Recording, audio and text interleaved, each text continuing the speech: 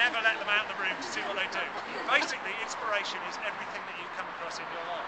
So there's a big difference between just looking on a web and actually going live to something. I started looking online to pick my things, and I said, well, it's just stupid.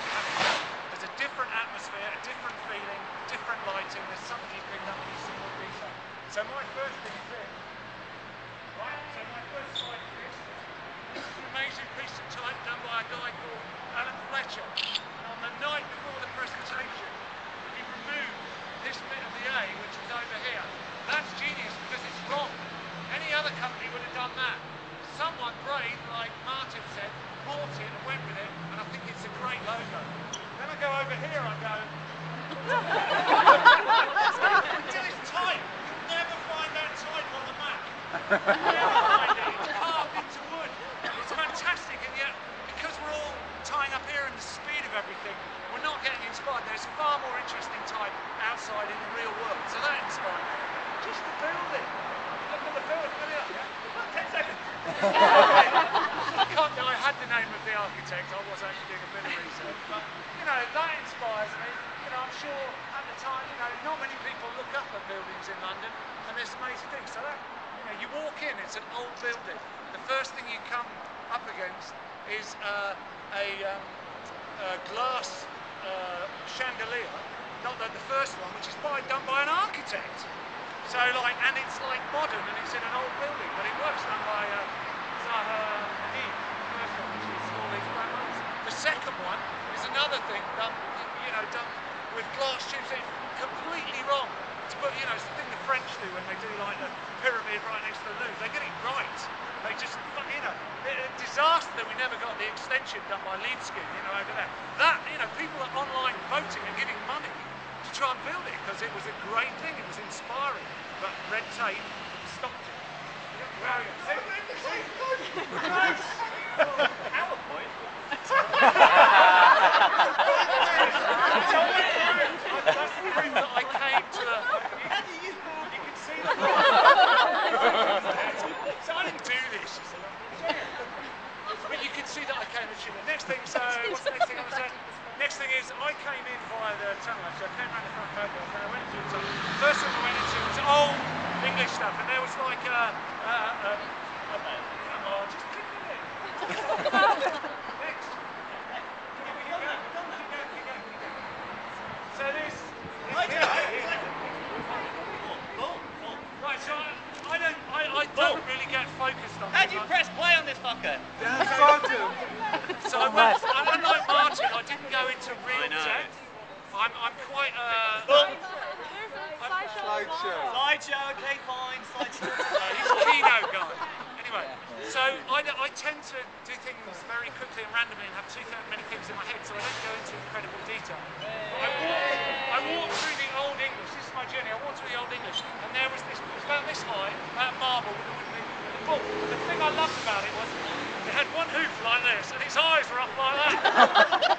It just inspired me the way it looked. I thought, oh, that'd be interesting.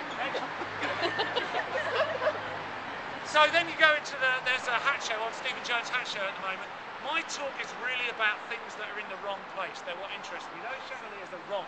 They're in the wrong thing, wrong place.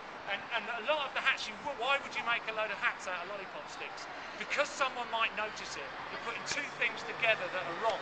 And I often get inspired by stuff like that. I often gather things that are one thing all around me, a bit like Paul Smith does. He gathers all things from flea markets and then suddenly goes, those two things would be interesting together. Collisions are interesting. So like, if you go through the hat thing, you know, why would you make a hat out of all plastic, you know? Somebody's just throwing the rule book out the window. Why would you make Brillo boxes into hats? You know, that's actually not Stephen Jones, that's Philip Tracy. That's my favourite. Why would you take, you know, recycled things? And I just go, well, because I'd notice it. I might talk about it. I might take a photograph of it. I wouldn't rip it off. It just inspires me to think about two things. You know, I think that chair's probably the most uncomfortable chair anybody would ever sit on in the world. And it's bad because of that, probably, in terms of you don't want to buy it and sit on it.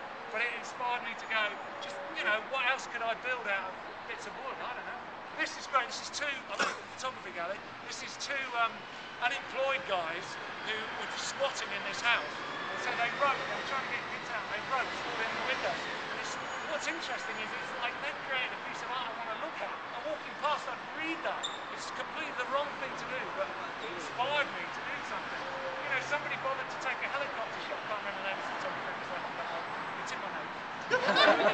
But you know, the fact that they do a time lapse and go like, it's just a beautiful thing. It's like looking at a piece of porcelain or something, just anything that physically gets you excited or inspired.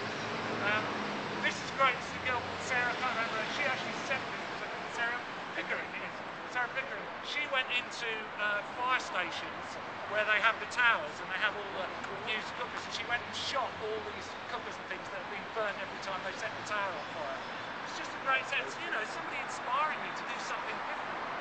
You know, not this is Philip Loftus-Gordon, one of my favourite photographers. I just love the colour in the film, but also the way he celebrates like prostitutes or poor, you know, he makes them heroic, which is the wrong thing to do normally. You know, you see so many photographs of them, you know, on the street, all buried over, people sort of doing that. He makes heroes of them, doing the wrong thing again. This I didn't do my research into. It's a Rachel Whiteread study of a floor, and I thought it's the bits in between the herringbone floor. And I didn't find out was if the floor was actually like that or if she made it up by all the bits. But I think that floor, if you actually did it in wood, would be a lot more inspiring than the formal, normal herringbone. So I'd like to have a floor like Simon's got in his house. And now this is my brain goes, now you start going around, let's do the wrong things with objects in the V&A. This is a wig stand, right?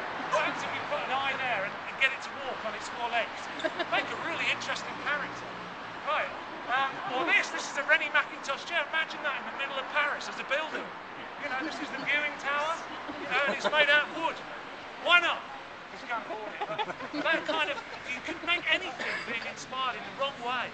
So that's really what I love about going to any place. And this place is just full of stuff, everything you go past.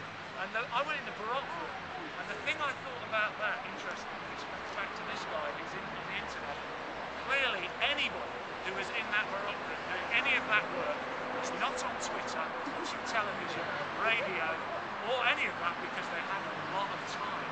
The detail and their care of attention is amazing. And you just go, I wish I had that time.